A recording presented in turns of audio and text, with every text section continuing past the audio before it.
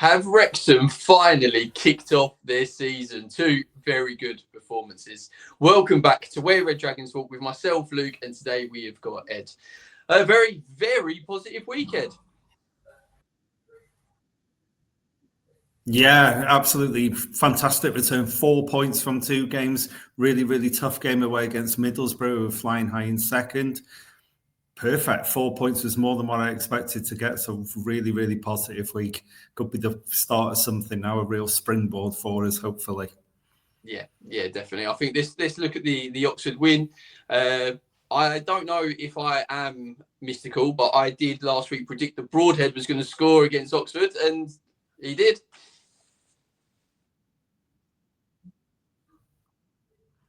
Yeah, clearly you are mystical. It was a good win, a good first off. It was a match we had to win, I felt. You know, it was against a team that's struggling a little bit like us. So it was good to get a win, and we did make it quite hard for ourselves with getting Doyle sent off midway through the second half. But we hung out, grinded out the result, and a nice 3 points and a really nice to get that duck of a first home win off our back. So that was really pleasing. Yeah, exactly. No one can talk about that anymore. That's all done. And then on to Boro, which was again a great performance. Shame couldn't hold on for the win, but there was a lot to say about the performance, wasn't there? It was kind of a typical Parkinson performance in terms of you had everyone, the starting 11 plus the subs that just seemed to be really, really up for the game. There was high press. They were working really, really, really hard. And I thought we thoroughly deserved a point. We were so unlucky with Kiefer Moore's header off the bar. I thought he was going to bury that, and we would have had 3 points, I'm sure, if that had gone in. But performance-wise, to go away to a team that's second in the table, first half, I think a big testament to Wrexham was at half-time, they brought on 4 subs. You very rarely see that at half-time, a team bringing on so many subs. So that was testament to our first half performance, in which Middlesbrough, we restricted them to very, very little. Second half, they put quite a bit of pressure on us. The pressure did mount, but we defended so well. The goal was a bit disappointing. We should have shut down the cross, back post defender. We should have got the header as well. But I'd have bit your hand, bit your head off for a point before the game. So going to a place like Middlesbrough, getting a draw, really, really pleasing. And it just shows we can go anywhere, really, and we've got a chance of winning. Yeah, I think that's what it does. It instills that confidence into the team now, where it goes, right, we've gone to a very tough place to go, and to get a draw was a good result in the end. I know, obviously, we'll get into it in a little while, but it could have been 3 points. Obviously, Kiefer Moore's header, which has been a little bit of a trend of the season, some big chances, but we will get onto that. But firstly, I want to talk about the way Wrexham set up, and I felt like Parky was quite clever in the way he set up against Boro compared to how he set up against Oxford, and I think going forward, having that sort of adaptability is going to be key. Yeah, it absolutely is. This high press seems to be working really, really well. It needs players with a lot of energy, giving 100% in the game. Another thing which has fit very, very recently is when you look halfway through the second half, we brought on 3 subs, but it was absolute quality coming on. It was Broadhead, it was O'Brien, it was Kashashe. Really, really good players to bring on. So I think as well as tactically, we're playing very, very well. Tactically, it seems to be working now, but also to have this quality, that's a difference. We were lacking that early in the season. I think there were a few times felt the players coming on weren't as good, and it was kind of weakening the team. Whereas now we have got people who can add a bit more, if anything, and we've still got 1 or 2 to come back, such as Rathbone. Yeah, I think you had a few injuries at the start of the season, which didn't probably help that. Now you've got a little bit more squad depth there. I think that's definitely positive. Let's talk about a few things that obviously things Wrexham can learn from, and it's been a bit, like we just mentioned, it's been a bit of a trend this season. Some big chances, and if I saw a stat the other day, I think it was Two of O'Brien's chances, Moore's chance yesterday, and there was another chance as well. If all four of them chances were buried, Wrexham would be sitting in the playoff position. And I think that really shows how key big moments are in the Championship, but also it shows that you are creating enough chances, and it's just trying to get that decisive moment right. Yeah, absolutely. We're certainly creating, even when we're under the caution games, we always look quite dangerous that all of a sudden on the break, and that happened in the second half against Middlesbrough. A lot of the chances that you mentioned there, I can remember them very, very vividly, very clearly, because they're such big chances from different matches that we've had. I know that all teams are going to miss chances. We're not going to score every single chance we get, and even big teams will miss big chances against us. But they do seem to be particularly easy chances we're missing. As the cross came in against Middlesbrough, I was practically heading the ball myself, and I just couldn't believe it came off the bar, especially someone like Moore, who's so good in the air. He had so much time, and it would have won us the game. And O'Brien, there's been a few times this season when you think you're one-on-one, bury it, and it's not quite gone in. These can be key moments. I also saw a stat that Wrexham is second in the Championship for being the team that's thrown away the lead, basically. So Southampton at first, then it's us. And it did ultimately, although a point's a good result, it did happen again against Middlesbrough. Yeah, you're right. That's actually going to be the next thing I wanted to discuss. So we'll get straight into that. I think that's the thing, isn't it? That's the little sour note that's kind of taken from the game. It's like, we could have got 3 points, and it's something that happens to a lot of teams. But saying that stat there, like you just said, Ed, shows that it's happening quite often, and it's something that does need to be rectified. Do you think it needs to be a change in system once you take the lead during a certain stage of the game? Do you think it needs to be maybe this drop into a low block and sort of protect rather than sort of trying to high press constantly? Do you think that could be something that Wrexham needs to do going forward? Possibly. I know in the past I have been a little bit critical of we seem to just have this one way of playing. I think a lot of it, though, is around learning. We're at a different level completely now. We could have done this last season and we would have probably won against Middlesbrough. We would have won those types of games. We were able to ride them out. Teams are a lot more clinical now. I don't think tactically just the game against Middlesbrough, I don't think there was anything wrong because everyone knows that Middlesbrough are going to attack us the second half. And they did do it and they did it well. And we were dropping fairly deep. But then we still create these big chances. So tactically, when we're taking the lead, I don't think we're doing anything particularly wrong. We're just not clinical enough at the minute. I think that's a big thing. One factor might be that Broadhead, if he starts starting the games, he's looked really good when he's came on the last few weeks and when he started against Oxford. He could be the difference of the type of player who will take those chances.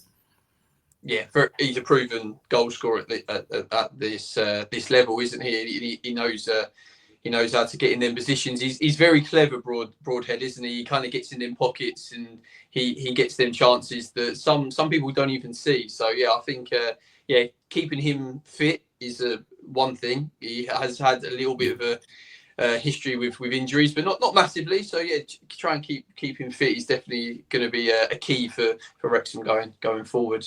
Right, so let's look forward to next week. So we have got a home game against the league leaders, who are absolutely flying, by the way, against Coventry. What are we expecting, Ed? Would you be happy with a point? Absolutely, yeah. I wasn't that confident going into the games that we've just had. I was hopeful we'd beat Oxford, but certainly not Middlesbrough. I'm a little bit more confident now, but looking at Coventry's results, they're incredible. They've had 5-0 wins, 4-0 wins. Then was the QPR 7-1 or something like that. Absolutely flat. I think they've won 6 or something on the spin at the moment in the league. They're unbeaten in 12. Would I take a point? Absolutely, yes. I take a boring 0-0 would be absolutely fine. I'd be more than happy with that. Frank Lampard's clearly doing a fantastic job there, and they're certainly the early favourites at the moment.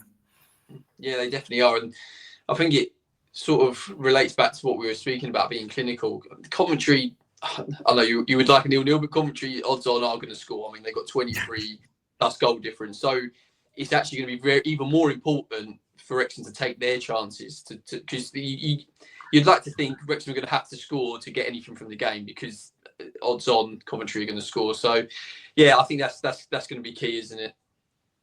Yeah, it is. And we have defensively now got a problem because Doyle got sent off, so he's suspended. He got a 3-match suspension, so he will miss.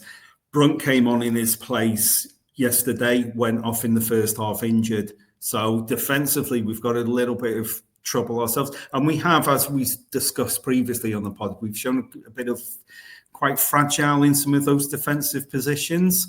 I think you're absolutely right. I said 0-0, but yeah, how do we stop Coventry scoring? I have no idea. So definitely this will need to be a game of those good chances that we will create. We'll create against Coventry, but we really need to be clinical. I'd really like to see Broadhead start in against Coventry. I think he could get a goal or two.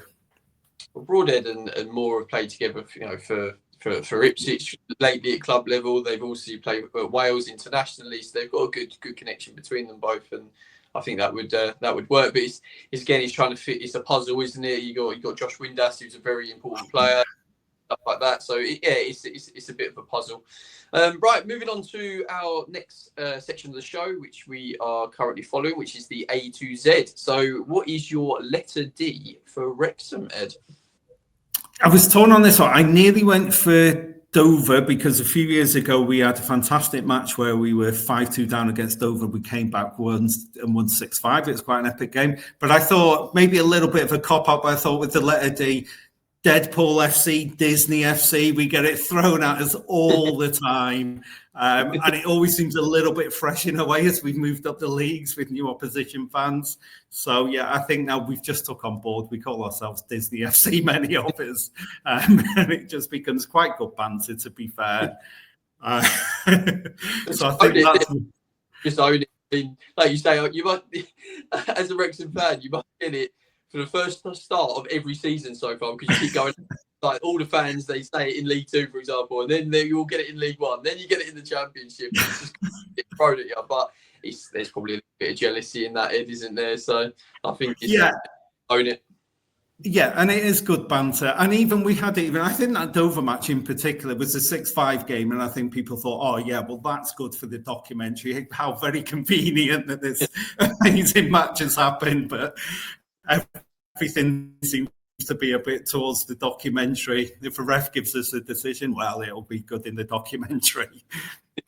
I think there's a little bit of jealousy there. I mean, I definitely think lots of clubs would like documentary. Right, let's move on to our final section, which is Tweet of the Week, and it is actually about the Wrexham fans. It's from an opposition fan, and he says, this is from the game at Riverside. Thought Wrexham fans were excellent today. Best away fans we've had at Riverside all season. And I think it shows to follow your team League Two, to follow your team League One, even before that, National League, League Two, League One, and Championship. It's a great following and real good support that Wrexham have. Yeah, I mean, we do. The support, I know people do, the joke is, where were you when you were? But we've always travelled pretty well. We've always had a good cohort of the attendance would go and travel away. So we've always been pretty well supported. Obviously, it's more now because we are now taking 2,000-3,000 to most away games. A lot of these stadiums in the Championship we either haven't been to for years and years and years, or we've never been to. But I see it time and time again. So many of the opposition fans are praising the Wrexham fans for how loud the atmosphere is. It's been quite a common theme, to be fair, that fans are saying that we've been the best supporters, the loudest supporters, which is testament to how good an atmosphere it is and what fun it is away from home. Conversely, our home atmosphere isn't always as good, and there's been a few little, I think maybe mishaps with the way we allocate tickets and things like that has a little bit to do with it. But yeah, away from home, very loud, passionate support, bit of the Welsh choir going on. But at home, hopefully things could improve a little bit. I think they need to. Yeah, definitely. It's so important, isn't it? The fans supporting the team, the players really feel off that energy. So to make your home ground a fortress, you need your fans to be as a collective. Thank you, Ed. Appreciate your time, and like I said, very, very positive week. Hopefully it continues. Thank you, everybody, for watching at home. Please like and subscribe. It really does help the channel. And comment below with your letter D for the A to Z. Thank you very much.